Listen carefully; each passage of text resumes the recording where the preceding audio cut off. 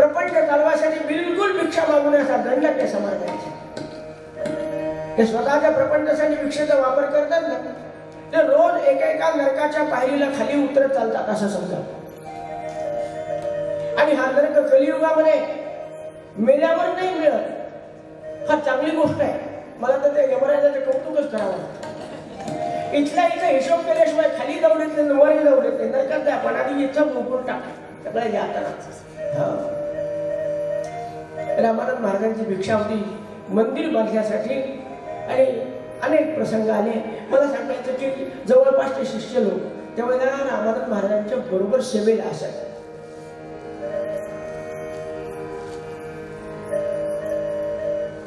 भिक्षेला बरोबर जायचा, भिक्षा मागू लागायची, लोकांना समजून सांगायचा, तो आराखडा बरोबर ठेवायचा आणि जे येईल ते सगळं जमा करत जालन्याला येऊन जमा करायचं.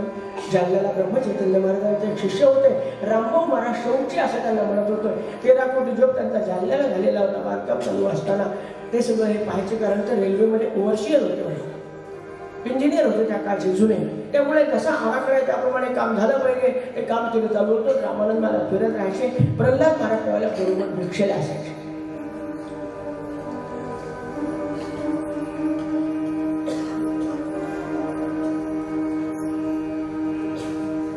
त्या भिक्षा प्रसंगामध्ये आज रामानंद महाराजांचा दिवस आहे. एखादा प्रसंग सांगितला, वेळ झाला तरी चालेल चालेल. राजाने अर्पिली संपदा मुळीनच तू घेशी, उत्तम धनवंताने अर्पिले तुलसी, सर्व ही माझे सबल तुम्ही भोगावची. समर्था परी वैराग्य दिसले जगदेशी, राजाने अर्पिले संपदा मुळीनच तू घेशी.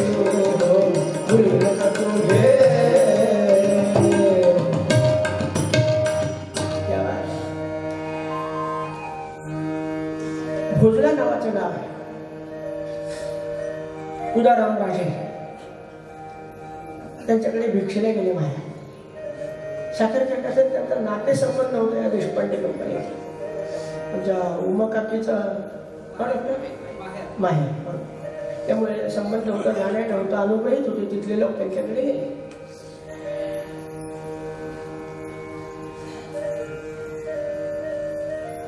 सगळा आराखडा सांगितला आणि प्रल्हाद महाराजांनी त्याची पार्श्वभूमी सांगितली की महाराजांचा संबंध असा आहे, महाराजांचा संबंध असा आहे की त्यांनी जोपर्यंत सभागृहापुढे रामापुढे सभागृह तयार होणार नाही तोपर्यंत मी अन्न ग्रहण करणार नाही. आपल्या महाराजांनी अन्न खायला प्रारंभ केला पाहिजे. काय तळमळ होती हो. काय असतं, शिष्यांचे प्रकार आहेत पुष्कळ. ते भगवद्गीतेत दिलेले 4 प्रकार तुम्हाला माहिती आहेत, ते मी सांगणार नाही. पण ते आर्थो जिज्ञासू अर्थार्थी ज्ञानी हे 4 प्रकार भगवद्गीतेने सांगितले. मी अजून त्यांचे 4 प्रकार केले.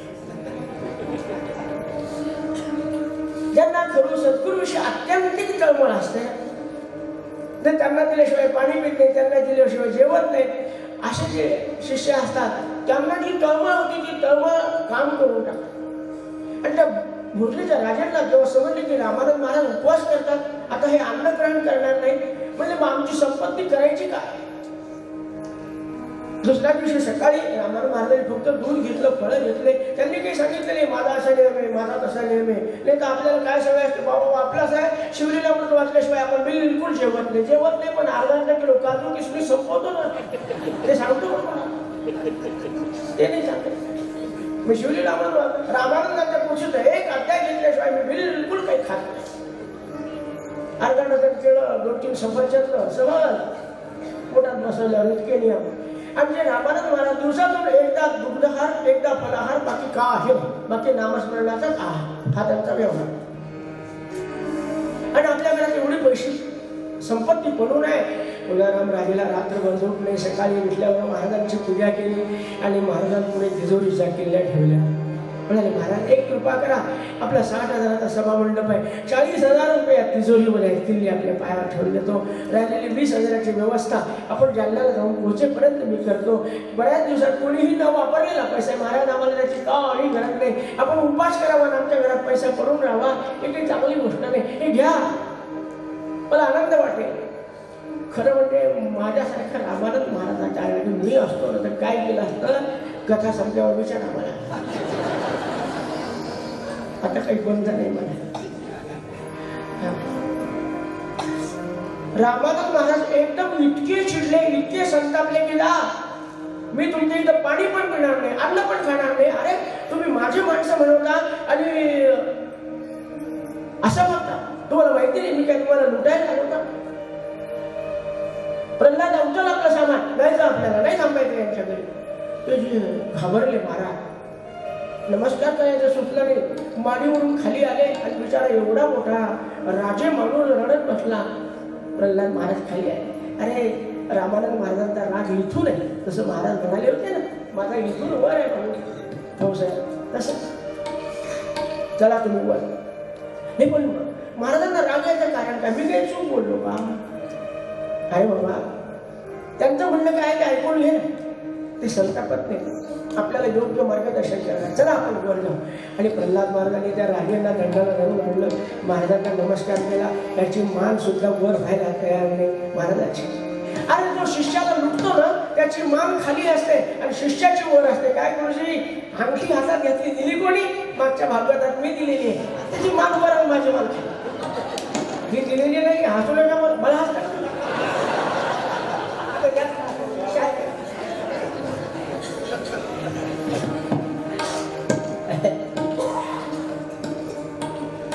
खाली मान घालून बसलेले आहेत तुकाराम राजे. पडाले असं आहे, मी तुमचे पैसे घ्यायला हरकत नाही, मंदिर लवकर होईल काय आहे.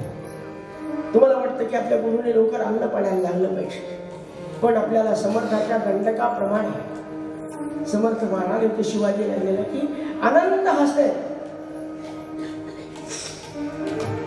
एखाद्या घराची संपत्ती देऊन मी जर मंदिर बांधलं, तर मी जरी रामाचं मंदिर बांधलं तर लोक म्हणतील राजेंचं मंदिर.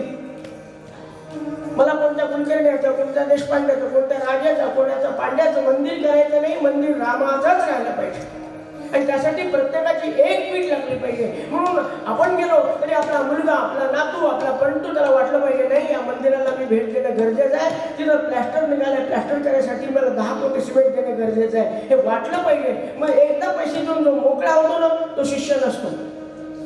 म्हणजे रोज पैसे आणून द्यावे असं मला म्हणायचं नाही, पण आपल्या गुरुची सेवा करत असताना कशाची आवश्यकता आहे तिकडे लक्ष असलं पाहिजे.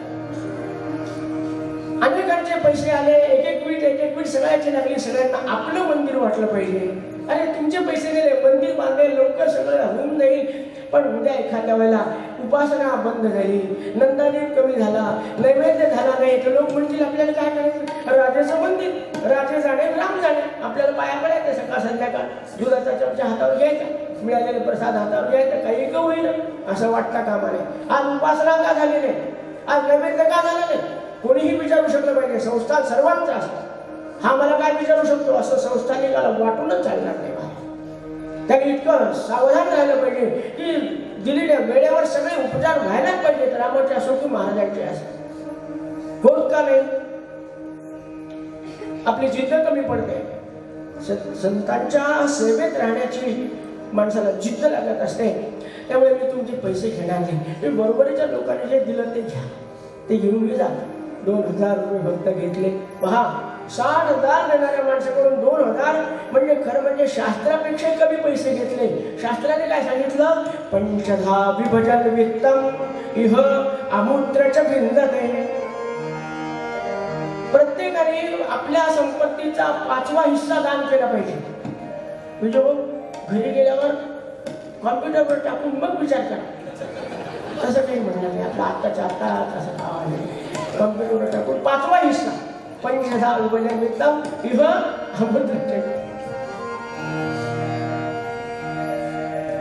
पण रामानंद महाराजांनी 5वा हिस्सा काय दुसरा हिस्सा सुद्धा घेतला नाही होते राजांचा. 60,000 देणारा माणूस त्याच्याकडून 2,000 रुपये उचलले. म्हणजे महाराजांचं म्हणणं असं की मी हे दिलं हे आपल्या लक्षातही राहता कामा नये.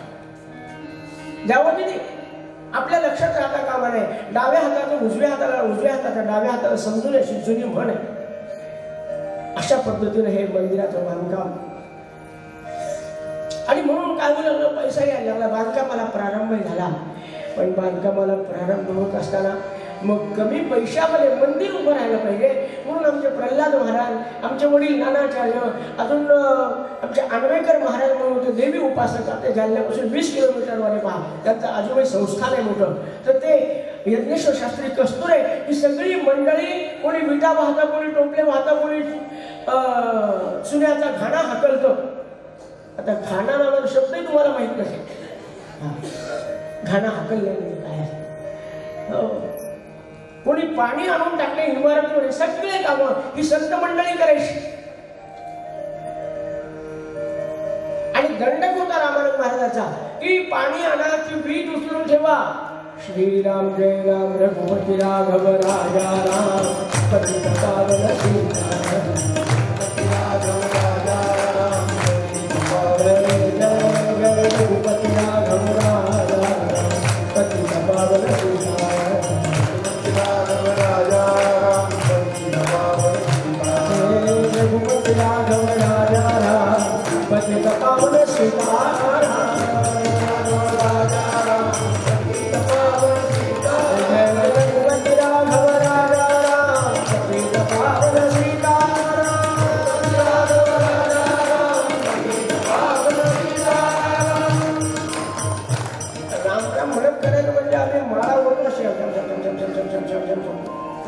अरे मस्त ती धुंदी चढली पाहिजे, त्या रामनामाच्या धुंदीत काम उभं राहायला पाहिजे. असं ते मंदिराचं बांधकाम चालू होतं. एकदा आमच्या प्रल्हाद महाराजांना आटून पाटून सेवा द्यायची रामानंद महाराज. काकड झाली की प्रत्येकात एक वाटतं हिस्से असायचे. आज तू पाणी भरायचं, तू विटा द्यायच्या, तू गाणी हाकलायची, आणि तू जेवायला वाढायचं, आणि तू स्वयंपाक करायचं. असं सगळे माणसातल्या कामं वाटलेले असतात.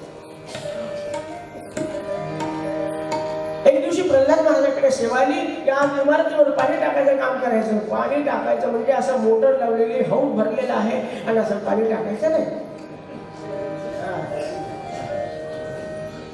महाराज 750 फुटावर रामकुंड होतं तेव्हा. ते रामानंद महाराजांनीच गोंदवल्याच्या महाराजांचं तीर्थ टाकून त्या भागामध्ये विहीरच नाही. आपण येऊन पहा, त्या भागामध्ये 5-10 एकरामध्ये एकही विहीर नाही जिला पाणी आहे. पण महाराजांनी गोंदवल्याचं तीर्थ आणून टाकलं, विहीर खोदली, आजही पाणी 5ची मोटर चालते अहोरात्र. प्रताप पायाचा धन्य, प्रताप पायाचा धन्य, प्रताप पायाचा माझ्या सद्गुरू रायांचा, सद्गुरू रायांचा धन्य प्रताप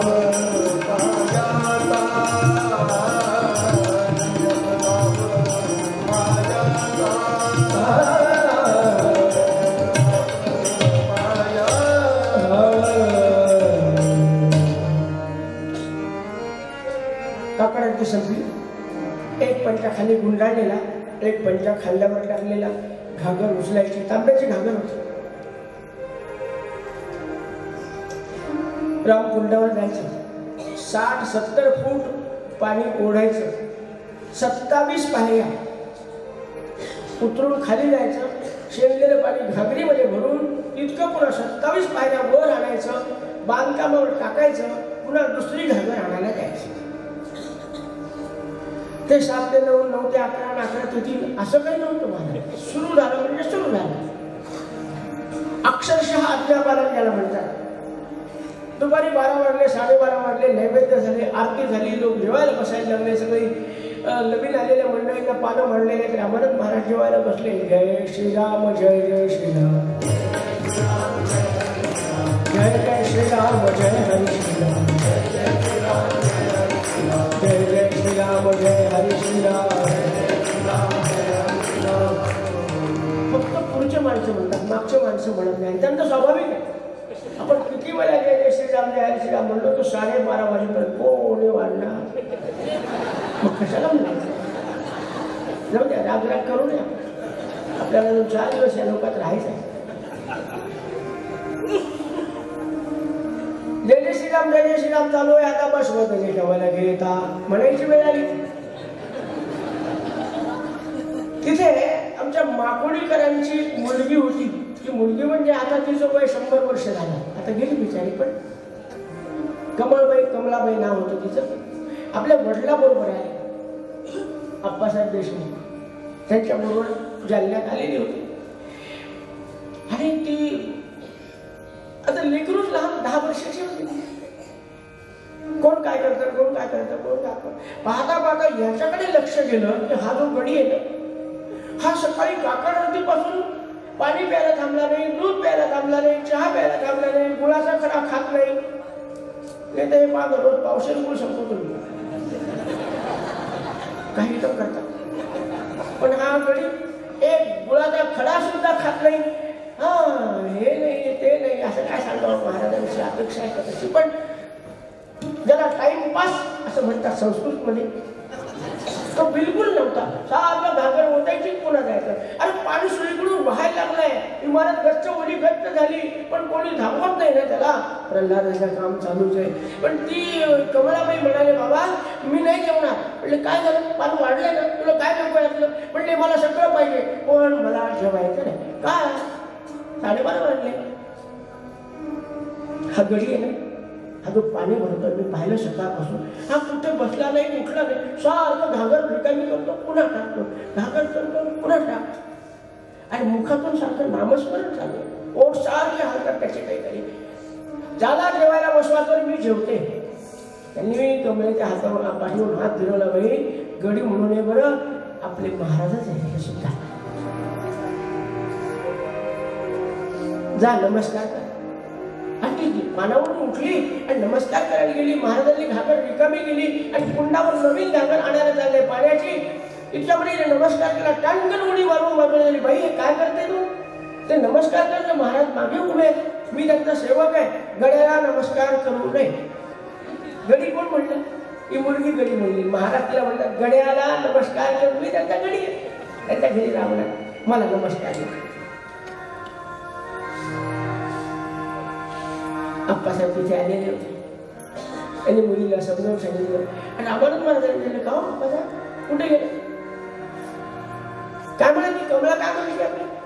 नाही तसं काय खरं काय म्हणते, तिचं काय म्हणणं. महाराज ती म्हणते हा गडी जेवल्याशिवाय मी जेवणार. म्हणून मी तिला समजून सांगितलं गडी नाही बरं. आणि मग रामानंद महाराजांचं हृदय भरून राहिलं. मी तरी किती परीक्षा पाहतोय आपल्याला. मी त्याला झोप नाही, खाण्याचं भान नाही, पिण्याचं भान नाही. जी आज्ञा दिली ती आज्ञा बरहुकूम पाळत असतो. आणि मी किती अंतभाव. महाराजांचं हृदय भरून आलं. महाराज उठले पानावरून आणि प्रल्हादाला कडकडून मिठी मारली. वा, ज्या दिवशी गुरु शिष्याला आपल्या जवळ घेतो त्या दिवशी त्याचा खरा उद्धार झाला. काय गावे असे व्हावे होत राहिले.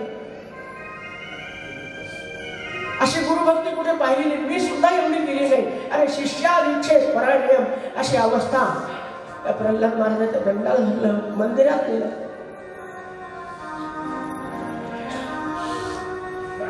काय केलं, काय केलं,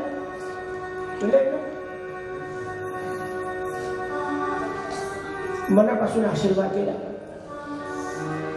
जेवायला घेऊन बसले महाराज. काय सेवा केली. एकदा माझ्या जीवनातला एक प्रसंग झाला आपल्याला.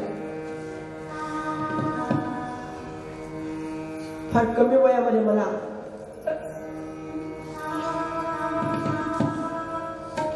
थोडीफार सेवा करायला प्रारंभ करावा लागला, अगदी कमी वयामध्ये. आणि मग डोक्याला ताण यायचा. हा असं बोलतो, तो तसं बोलतो, हा करू देत नाही, हा काम अडवतो, तो असं करतो, कंटाळा यायचा. आणि महाराजांचं गेले, अरे नामस्मरण करावं सगळं होतं. काय नामस्मरण करता, इथं डोकं ठिकाणं नाही, नामस्मरण करायचं. एकदा मी महाराजांना नमस्कार केला. आगळी नमस्कार. अरे काय आज विशेष का? म्हटलं विशेष काही नाही मला. तुम्ही आमच्या वडिलांना चाफळला ठेवलं होतं, सज्जनगडला ठेवलं होतं, कराडला ठेवलं होतं. हो, मला कुठेतरी पाठवा एखादं वर्ष. का नाही? इथं मन नाही लागत म्हणलं माझं. तुम्ही सारखं नामस्मरण एवढं बोलत राहता, अनुग्रह दिलाय, पण माझं नामस्मरण होत नाही सारखं. त्या भांडा पंचायतीतच माझं आयुष्य झालं. मला एखादा वर्ष 6 महिने तरी कुठेतरी ठेवा, थोडं मन शांत झालं, पुन्हा आपण म्हणाल तसं करतो. महाराजांना त्या बोलण्याचं इतकं वाईट वाटलं. अरे म्हणाले, ज्याचं इथे मन लागत नाही ना, तो चाफळला ना, सज्जनगडला जा, की अजून कुठे जा, नाही लागू शकत ना. तुला माहिती आहे, इथली बीड रामनामात रचल्या गेलेली आहे. इथल्या चुन्याच्या गाड्या रामनामामध्ये हाकलल्या गेल्या. मी हाकलले असं म्हणले नाही, पण इतक्या रामनामाची राम मंदिर आणि नाम मंदिर जगाच्या पाठीवर असेल तर फक्त जालन्यातलं आहे. आणि इथे जर मन लागत नसेल ना, अरे जप करू नको, नको करू. जप नुसता भिंतीला काढला, खांबाला काढला, तुला नामस्मरण आणि मी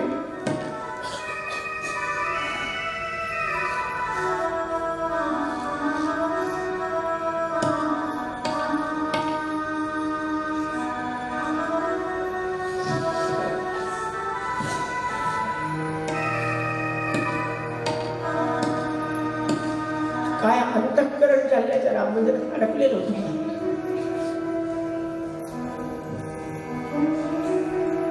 नुसता पैसा नव्हता लावला, नुसती मेहनत नव्हती केली.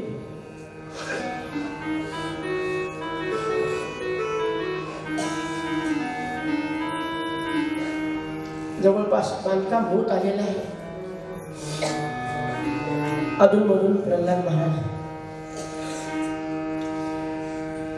साखर खेळले यायचे. 8-15 दिवस राहिले की पुन्हा जालन्याला रामाच्या सेवेत आहेत, रामानंदांच्या सेवेत आहेत. 1918 साल आणि साखर खेळल्यावर इन्फ्लुएन्झाची साथ आली. असाध्य रोग.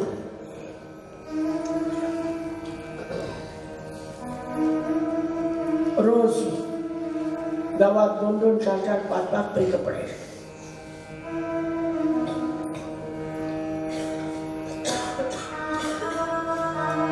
आमच्या प्रल्हाद महाराजांच्या घरावर सुद्धा आघात व्हायला प्रारंभ झाला होता. प्रल्हाद महाराजांचे वडील बंधू बाबा शास्त्री, काय त्यांचा अधिकार सांगावा, ज्यांनी 4 दिवस आधीच आपल्या मृत्यूची वार्ता घरात अस्पष्टपणे सांगून ठेवली. श्रीमद भागवताची उपासना होती त्यांची. अखंड वासुदेव स्मरण असायचं. रामानंद महाराज अपार श्रद्धा, विश्वास आणि त्यांना साथीनं पछाडलं. चतुर्थीपासून अंगात ताप आलेला, आश्विन महिन्यातल्या.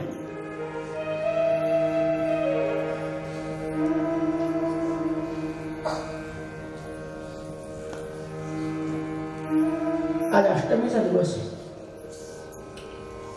अश्विनी शुद्ध अष्टमी.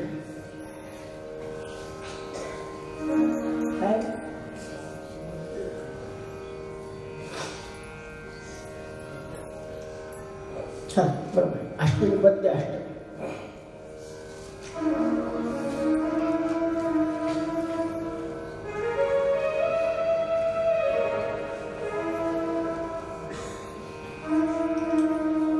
लवकर पूजा पाठ करून घ्या, नैवेद्य करून घ्या.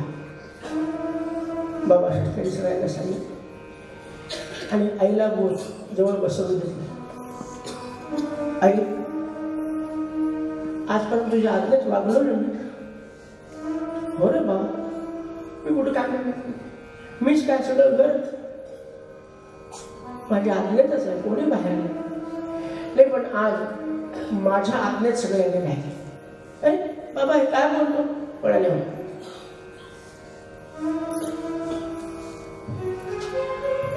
मी आतापर्यंत तुमचं सगळ्यांचं ऐकलं, आजच्या दिवस सगळ्यांनी माझं ऐकलं. ही जमीन सारवून द्या गाईच्या शेणाने. प्रल्हादा दरबारात पांडुरंग आणि आता मी आज आपल्या सर्वांचा जरूर म्हणणार.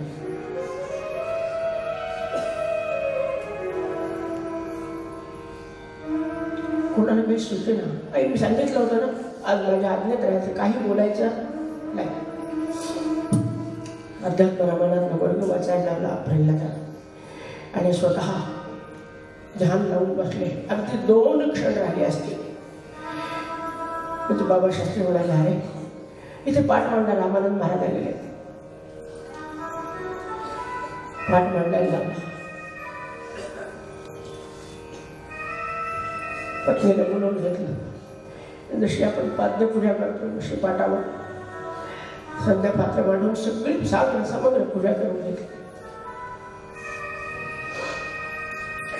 वय वर्ष फक्त 32.